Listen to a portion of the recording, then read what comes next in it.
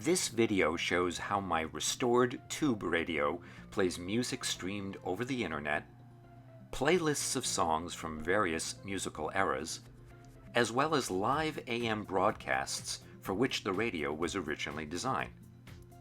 Now, this is not a how-to video, so I'm not going to provide step-by-step instructions on how you can build your own version. However, I will explain how it works and what components I used to make this adaptation. Let's start by showing the radio in action.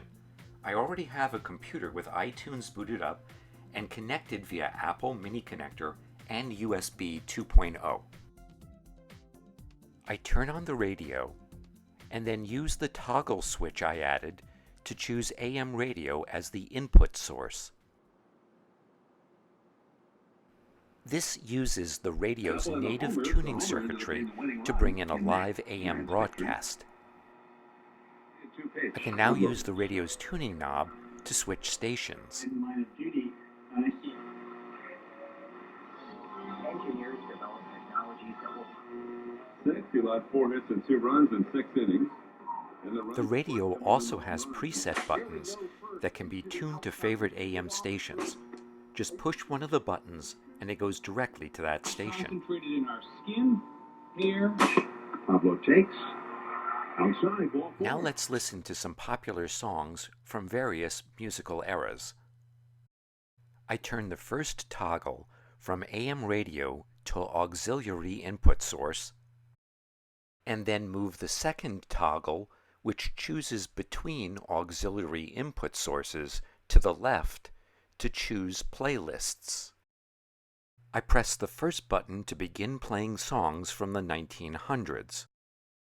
When I do this, the RCA Victor billboard on the LCD screen disappears, and the first song's cover art is displayed. Won't you please come home? Sung by Alpha Count, Columbia Records. I can quickly switch to songs from a later period by just pressing the appropriate button. Let's listen to some classic songs of the 1950s.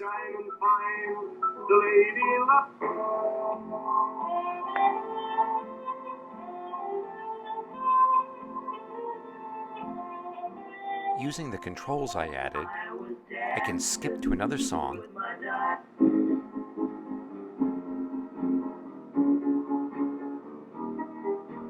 pause or stop the song. Other controls allow me to go back to a previous track or to increase or decrease the volume. 7 o'clock, 8 o'clock, rock.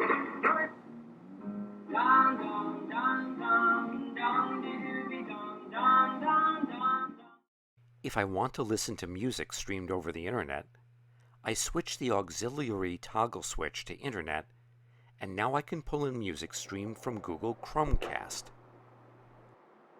I use the Chromecast app on my iPad to make a musical selection, and this is transmitted over the wireless network in my house to the radio.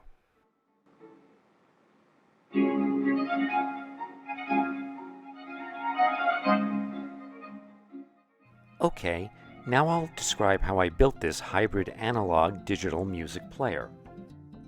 This particular radio is sometimes called a Zenith Beehive radio because of its shape.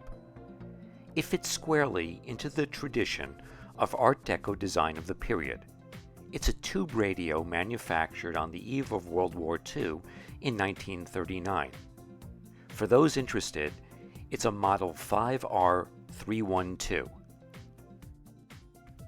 When I purchased it, the radio had not been serviced and was not in good shape. It had cracked knobs and a cracked dial glass. The original wax paper capacitors and resistors were not functioning anywhere close to spec. The transformer was shorted and the speaker was damaged. In short, it was a wreck. The first step of this project was to completely restore the radio. I replaced all of the aforementioned worn or broken components, cleaned the chassis, and polished the exterior case. That alone was a project unto itself. For the adaptation, I wanted the radio to be able to play music streamed over the internet as well as popular songs from the past arranged chronologically by decade.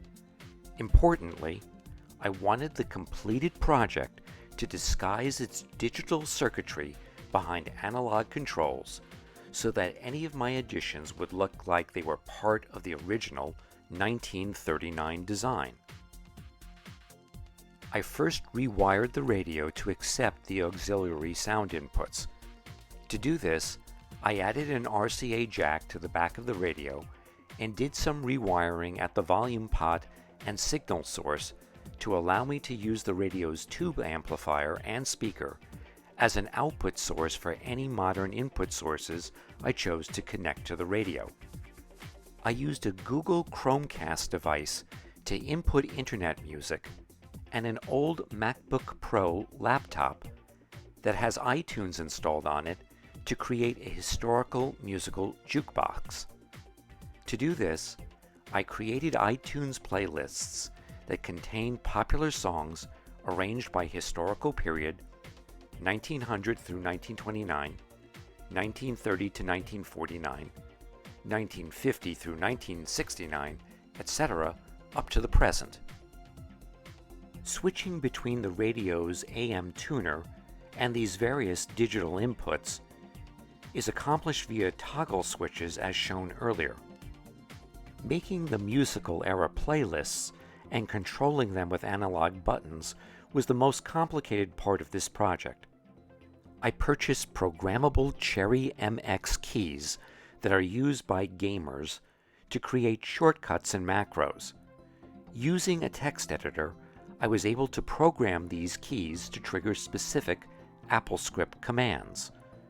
There are 6 keys that trigger playlists of songs by musical era, and 6 keys that control musical functions: start-stop, previous track, next track, volume up, volume down, etc. The keys are connected via USB cables to a laptop that is located out of sight. An iTunes player is installed on this computer, and it is this that drives the first auxiliary music input source. I also added an 800 by 400 pixel LCD screen and driver board to the project to allow me to display album cover art for the music player from iTunes on the radio. When iTunes isn't running, an AppleScript displays an image of Nipper, RCA's mascot dog, listening to his master's voice on a gramophone. Actually, I'm having some problems making this particular script work. If anyone out there is an AppleScript expert, please contact me. I could really use the help. All of the electronics are attached to the back of the radio cover that I designed and 3D printed. The back cover extends over the radio, allowing me to add the extra buttons and switches that I needed for the project. The back uses Art Deco design elements and an Art Deco font to identify the functions of the various buttons and switches. I also incorporated the Zenith logo to make the back look like it was part of the original radio. The buttons that control the playlists and music functions are reproductions that I purchased on the internet. To make these work with Cherry MX keys, I needed to design and 3D print a special adapter that would connect the reproduction part to Cherry MX keys. I'm a novice at electronics, and I have no computer programming skills. I learned enough along the way to make this project work, and I don't make any claims that this is the best way to do it, or that there may not be other ways that might be more elegant. There are also some things that I would really like to improve.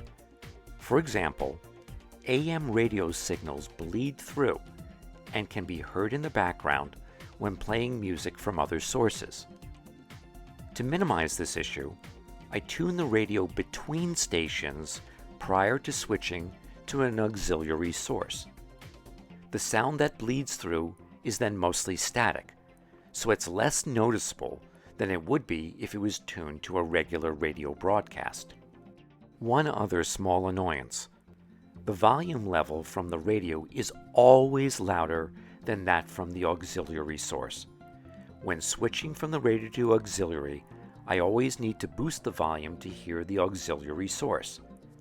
I could add a small amplifier to boost the sound level before it enters the radio, but this would add more wiring and more components to an already crowded and complex project.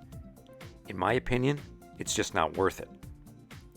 All this notwithstanding, the project functions well enough and looks good enough for me to consider it a success. Thanks for watching. I hope you enjoyed this video.